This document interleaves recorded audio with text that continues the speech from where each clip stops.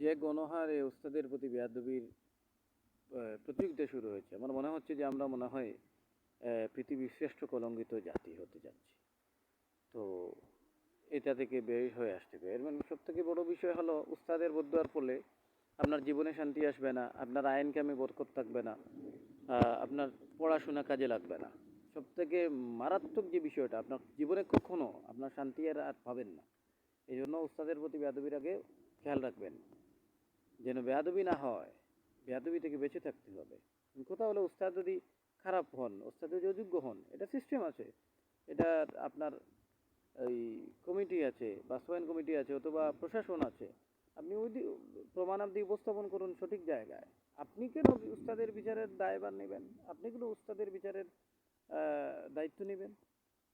আল্লাহর না করুক, এমন একটা কলঙ্কিত জাতি, আগামীর ভবিষ্যৎ অত্যন্ত খারাপ।